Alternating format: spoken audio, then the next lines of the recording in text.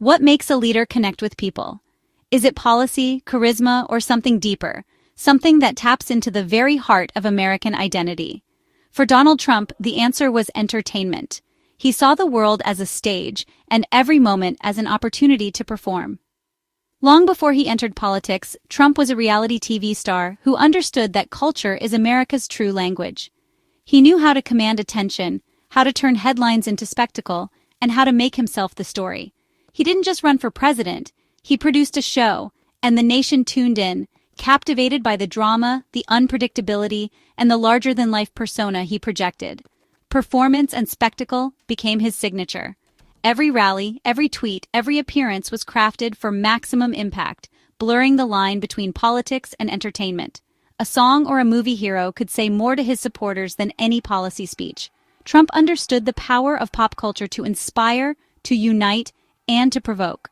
Trump used these symbols to tell a story about himself and his vision for America, a story of triumph, resilience, and unapologetic showmanship. He cast himself as the main character in a national drama, using pop culture as his stage and inviting the country to watch, cheer, or jeer. Nowhere was this clearer than in his approach to the Kennedy Center Honors, a prestigious event that became a new kind of spectacle under his watch. Traditionally a quiet celebration of artistic genius, Trump saw it as a stage for his message, a chance to spotlight the kind of American stories he wanted to elevate. He handpicked honorees who reflected his own brand: fighters, survivors, showmen. These were people who had faced adversity and come out on top, just like the narrative he crafted for himself. He wanted stars who spoke to the heartland, not the critics. Artists who resonated with everyday Americans, who brought people together through shared stories and anthems. In 2025, he announced a list that was pure Trump, bold, populist, a little bit rock and roll, and unmistakably designed to make headlines. Names like Sylvester Stallone, Gloria Gaynor, and Kiss weren't just artists. They were icons of struggle and success, symbols of the American dream in all its gritty, glamorous glory. Each honoree was a piece of the America Trump wanted to celebrate, loud, proud, and unafraid to stand out. It was a vision many loved, others loathed, but no one could ignore. The spectacle was the point, and everyone had a role to play, supporter, critic, or simply spectator. Trump's presidency blurred the line between politics and pop culture, making the White House the biggest stage of all, and ensuring that, for better or worse, America was always watching. Sylvester Stallone means Rocky Balboa, the underdog who never quits. He's the embodiment of perseverance, a symbol of hope for anyone who's ever felt like the odds were stacked against them. Rocky's story of grit and determination is the American dream in boxing gloves. He's the guy who gets knocked down but always gets back up, inspiring millions to do the same in their own lives. Trump saw himself in that story. The outsider, the fighter, the man who takes the hits and keeps going. He recognized the power of Rocky's journey and how it resonated with people who felt left behind. By honoring Stallone, Trump wasn't just celebrating a movie star, he was embracing the spirit of Rocky.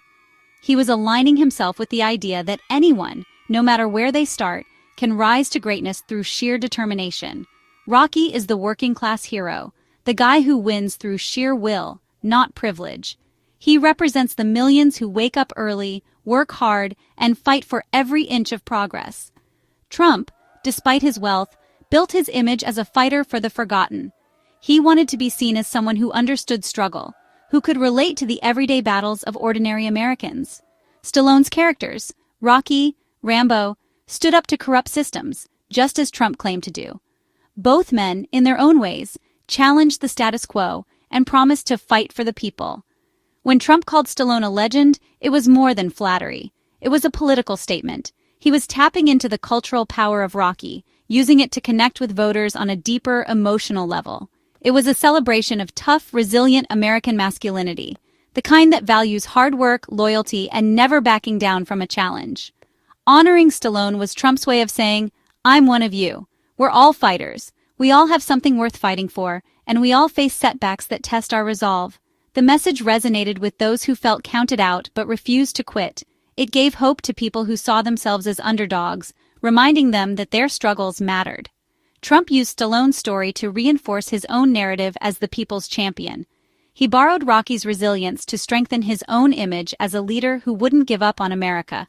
It was political theater at its sharpest, using a beloved icon to strengthen his brand. By invoking Rocky, Trump made politics feel personal, even cinematic. Rocky's fight became Trump's fight, and millions saw themselves in both. The line between fiction and reality blurred, creating a powerful myth that energized his supporters. The Kennedy Center stage became a boxing ring for the American dream, a place where the spirit of Rocky and the hopes of everyday people took center stage. Gloria Gaynor's I Will Survive is more than just a disco hit. It's a timeless anthem of resilience and hope.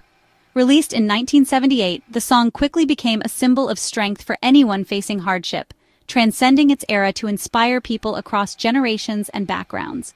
The song's journey from heartbreak to triumph has inspired generations, echoing through dance floors, living rooms, and even political arenas. Its message of overcoming adversity resonated far beyond the disco era, becoming a cultural touchstone. Donald Trump, constantly under attack and scrutiny, saw his own story reflected in those powerful lyrics.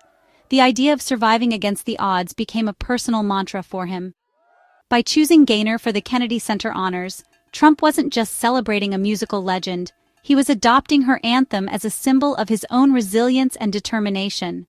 I Will Survive is universal, embraced by anyone who's faced adversity, regardless of age, background, or beliefs. Its chorus has become a rallying cry for those who refuse to be defeated. Honoring Gaynor allowed Trump to reach beyond his political base, tapping into a broader cultural current and connecting with people through the shared language of music and perseverance. He praised the song as an unbelievable message of personal triumph, highlighting its power to uplift and unite people facing their own battles. For Trump, it was a way to link his political battles to the everyday struggles of ordinary Americans, making his journey relatable to millions. Trump wrapped himself in the emotions of Gaynor's music, weaving her story of survival into his own narrative and public persona.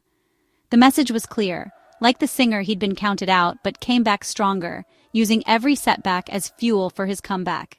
This transformed a disco classic into a theme song for political survival, bridging the gap between pop culture and the world of politics. The move was both strategic and deeply symbolic, blending the power of pop culture with the drama of political theater. Gaynor's anthem became a rallying cry for Trump's narrative of comeback, energizing his supporters and reinforcing his image as a fighter. The Kennedy Center stage echoed with the promise, no matter the challenge, we will survive together. For decades, the Kennedy Center Honors was a bipartisan celebration of the arts. Honorees were chosen by a board, focusing on artistic excellence and unity. Trump saw it differently. He saw a platform for his message. In his second term, he dismissed the old board and took personal control. He boasted about being 98% involved in picking the 2025 honorees. The event became another venue for the Trump show, with honorees chosen for their alignment with his narrative. The list, Stallone, Gaynor, Kiss, felt more like a Trump rally playlist than a traditional class. The old consensus was gone. The Kennedy Center was now a stage for populist heroes. Trump even joked about giving himself the award, blurring the line between honoring others and self-celebration. The transformation was complete. The Kennedy Center became a reflection of Trump's America. Trump made headlines not just for who he honored, but for who he rejected. No wokesters, he declared, drawing a line in the culture wars. This wasn't just about favorites. It was about rejecting values he saw as out of touch. Trump's supporters cheered his stand against Hollywood and the cultural elite. He validated the culture of country music, action movies, and classic rock. Critics saw it as politicizing the arts, turning celebration into propaganda. The debate shifted from artistic greatness to political alignment. The Kennedy Center became a battleground for America's cultural identity. For millions, Trump's Kennedy Center picks were a breath of fresh air. They saw themselves in Stallone's Underdog, Gaynor's Survivor, and Strait's Country Pride. These weren't distant celebrities. They were the soundtrack of everyday lives. Many felt cultural institutions had left them behind, their values dismissed by elites. Trump's choices felt like a victory, a sign their culture mattered. Supporters loved his unapologetic tastes and direct involvement. It was populism in the arts. The people, not the experts, decided what was great. The new honors felt more authentic, more democratic. For Trump's base, this was a cultural restoration, not a war. It was about bringing back values of strength, resilience, and entertainment. The Kennedy Center became a stage for the America they cherished. But for critics, Trump's takeover of the Kennedy Center was alarming. They saw it as an attack on artistic independence and diversity. The arts, they argued, should challenge and provoke, not echo a president's preferences. The no wokesters policy felt like censorship, replacing merit with loyalty. Critics feared a broader culture war, with Trump remaking institutions in his image. The Kennedy Center, once a symbol of unity, became another front in America's divisions.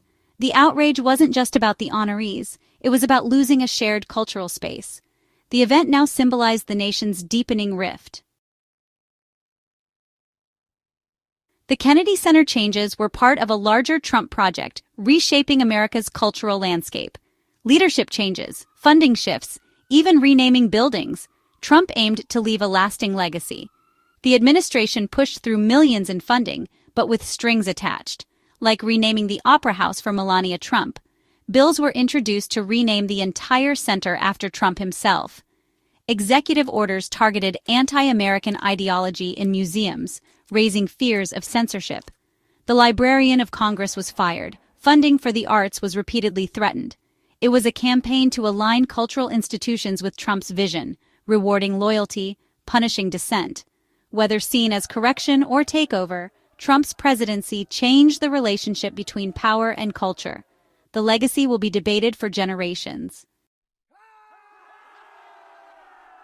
What do Rocky and a disco queen tell us about America today? The line between politics and pop culture is gone. Trump mastered the art of using entertainment as a political tool, building a movement with movie heroes and hit songs. His Kennedy Center picks were more than honors. They were a narrative of fighters and survivors, his story and theirs. The event became a mirror of a divided nation, each side seeing its own values reflected or rejected. This fusion raises tough questions. Does it make leaders relatable, or does it cheapen art and politics? The battle for America's future is now fought in our cultural spaces as much as in Washington. The stories we celebrate shape who we are and what kind of America we become next.